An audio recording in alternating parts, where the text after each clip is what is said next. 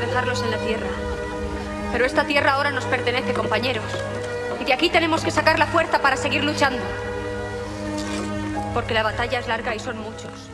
We know that thought you are overloaded with engagements. You accepted this invitation especially for the opportunity to meet the partisans that fought in this land that 60 years ago was one of the most involved areas in the liberation war.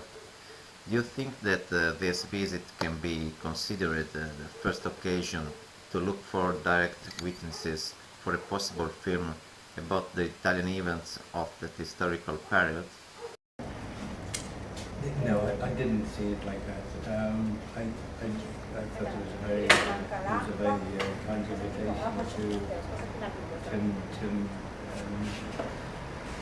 to meet the partisans and to pay respect to them for what they did. And because people wanted to see the film, to see freedom in relation to that. So it was for that reason.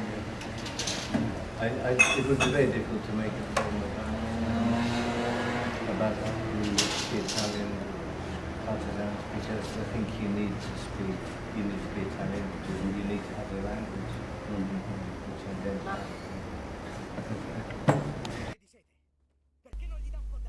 After The Motorcycle Diaries by Walter Salles, that is about the juvenile trip of the Che through South America, would you like to work on an adult Guevara that from the Sierra Maestra to the Free Cuba always stood by internationalist idols up to the Bolivian sacrifice? Well, yes. I mean, the early life of Guevara is interesting, but the later life, in a way, is much more interesting. Because, as you say, that's when he made his commitments. That's when he was faced with all those difficult political choices, and to try to understand that process would be very important. But again, I think you work better in your own language. And in the films I've done, the main character has always been English speaking. In Land and Freedom, it's an Englishman who comes. In Carl's Song, it's a Scottish man. So I've always had a way into the subject through my own language. But to do something which was entirely in another language, I think is too difficult. Because you don't understand the nuances of what is said. No, I think but it's very difficult. If you don't have the language, it's almost impossible. You know, you can make it in the abstract in your head, but when you come to the reality in Bolivia or in Cuba with a village full of peasants or working people, how do you make them? How do you make it happen if you can't speak to them? For the cinema, it's important the Esperanto in the world.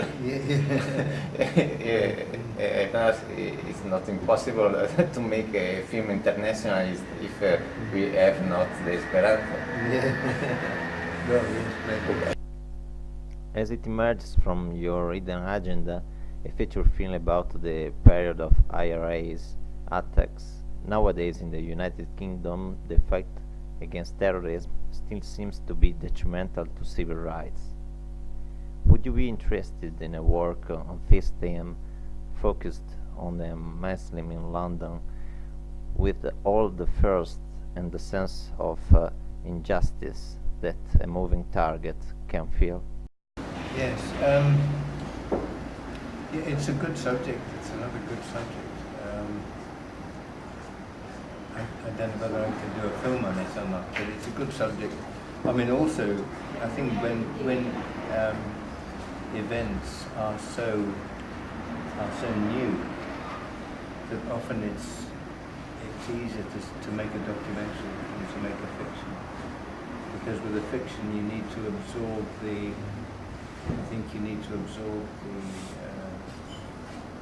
the content, you need to absorb what is happening and reflect it into characters.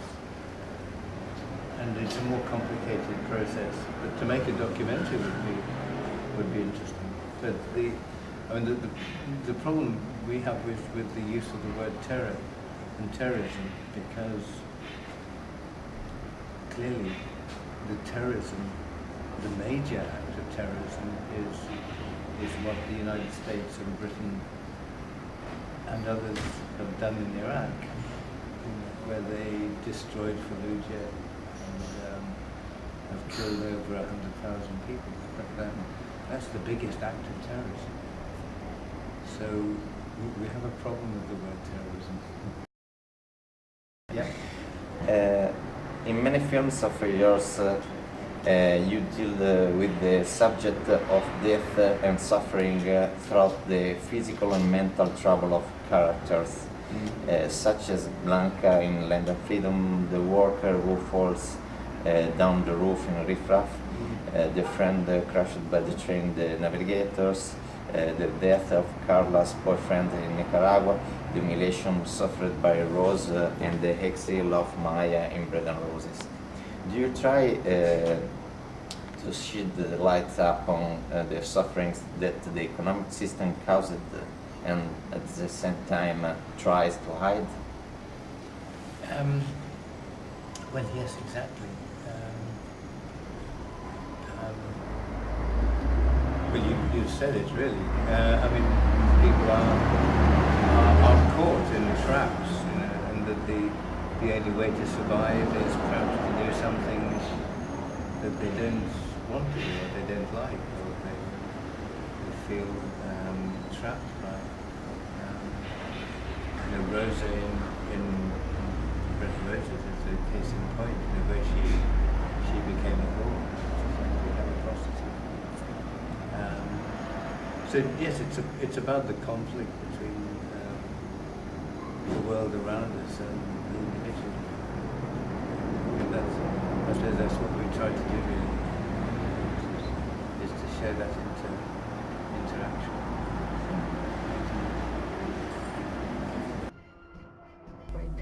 You're focusing on daily difficulties of ordinary people makes us remember the trend of neorealism and social commitment that are distinctive of some Italian directors from the 50s to the 70s, such as Pontecorvo, Taviani Brothers, Rosi and Petri, for some examples.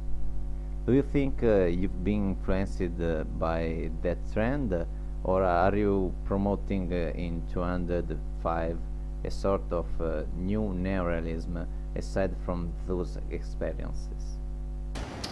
Well, I think they were a big influence. The directors of the 1950s, particularly De Sica, and directed their Italian films were a big influence. And also Pontecorvo, the Maserati was a magnificent film, which I mean that was in the 1960s, I think, the Maserati, but it was when we were just starting to work. That was a very important film. But certainly the Italian films took seriously the drama of the everyday, and so they were very important when I was young. And I don't think we understood them together, because you know we saw them in Italian with English subtitles, which was the best way to see them. And I think it's a pity now that in Italy you see our films with Italian voices, because the character is very different. The character is very different. I mean, if I'd seen Bicycle Thieves with English voices, it wouldn't have had the same quality at all. So I think it's a great pity that you destroy the soundtrack. I mean, in Land and Freedom last night, you know, in the original there's Spanish, there's Catalan, which is different, and makes a point about the independence, the separateness of Catalonia. There's English, there's American, which is different to English. There's French, there's some Italian, there's some German. And the languages make the point of the international volunteers, as if they're all Italian. They're all Italian. And there's a kind of nonsense to it. So I think it's a pity that you don't use subtitles. But the other directors who I found were very influential were the Czech directors of the 1960s, like Miloš Forman and Jiří Mencel, who made films of, again, of everyday life. Do you know those films? The Fireman's Ball, and The Love for the Blonde, in English it's called The Love for the Blonde, and Closely Observed Trains, the Jiří Mencel film. Oh, you would like them. They're very nice. They're very nice. They're very human. Could you tell us something in advance about your next one? Well, it's just a film we're doing in Ireland about the Irish War of Independence in 1920, when Ireland had waged this war against Britain in 1919, 1920, 1921 to get rid of the British. So it's about that war of independence. So we finished shooting it and we're cutting it now. So I have to go back to work now to do it. Thank you. Thank you very much. Thank you. Nice to meet you. Unisciti alla battaglia, l'unica che l'uomo non può perdere, perché chiunque cada e muoia sarà l'esempio per quelli che trionferanno.